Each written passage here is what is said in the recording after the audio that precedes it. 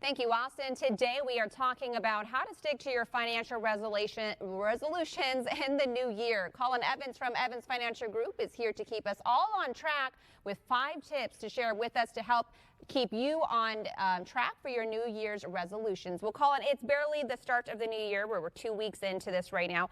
For those who haven't already started the process of having to save money, we know that it is a top priority for many people to get their finances in check for the new year. It is. What should we be doing? It is, as we kind of were discussing this last week, and we said, let's dive in a little bit deeper and kind of come up with some solutions, because sometimes it can be overwhelming. It is. You can really get into it. It's like, you know what? Forget it. I've seen, next year, yeah, 2025. Right. I'm not a procrastinator, but I'll get to it eventually, right? Or people just think they have more time too, right, Colin? Like, people are always pushing that further and further, and it's like, no, you want to kind of start doing that now. It is, and that's I think a little bit of our nature, especially when it comes to like yard work or pulling weeds. Procrastination, I am 100% okay with. Yeah, that in that area, sure, that doesn't matter. So we've tossed together a couple things that can hopefully give people a little bit easier idea and how to process this and put it together. But one of the first ones is automating that savings. I know we've discussed this in the past, but this is just something that we have got to get and shift it right out of our checking account, because then it becomes out of sight, out of mind.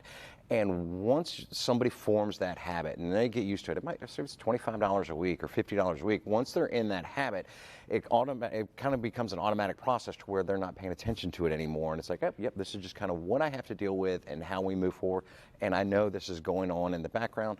Perfect. Here's a great way to start with that. And that's a good time, because then you can actually start escalating that as you go along and kind of get used to it. It's like, that $25 a week is not such a big deal. Let's bump it to 30 or 35 now that we're comfortable. But starting small, right, Colin? That's key. Absolutely. Too, sometimes with a lot of people, if you don't have that money to just be saving every week, starting small is key to actually getting to those bigger goals. You're just putting that as a habit, and that's really one of the key things. It's like, exercise. It's like those first couple weeks, those first couple months might not be enjoyable. No, not at all.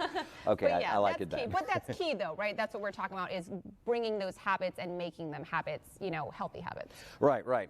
And we can look, and there's tons of apps that are out there and that are available. And that's, our second point is, look into some budgeting apps. You can find some that fit you, and as opposed to, really looking at what's the #1 rated app. There are a couple things that I think people really need to weigh with some of the apps that are out there. One is cost, because some of them have things like, here's our free software where you can kind of get some basic budgeting ideas and concepts done.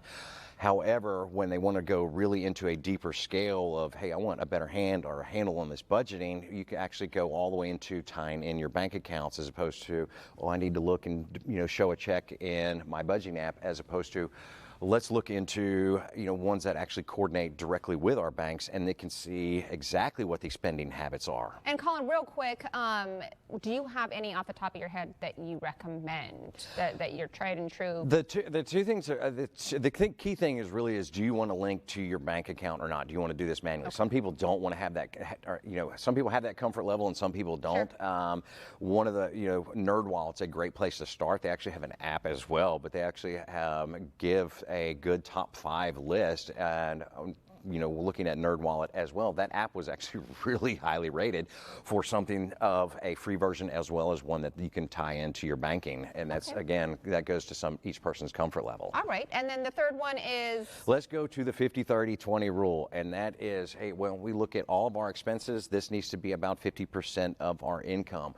We look at that as a whole. 30 is, here's what we can use to spend. This could be our enjoyment. This might be our out to dinner, or, our dinner dates, dinner and a movie. And that 20%, let's look at what we have to put back, and we have to start saving for this. And which helps us track spending. It is. We move right into this tracking thing, and that's where, we gave it out last week, and we've got it again this week, is that budget sheet. We try to simplify this to make this a little bit easier for people, so hopefully they can get a little bit easier handle on that, and this will help them with that actual end goal of setting those goals and eating the elephant, one bite at a time. Wonderful. Well, thank you so much, Colin, for being here today. And again, if you want, you can download this free budget worksheet. It was just on our CGs right there. Just head over to evansfinancial.com/budget sheet to help get your finances on track. Again, that will be linked to our digital article online as well. So if you're looking for a free budget sheet, go straight over to our article and click it and download it because that can help them stay on track.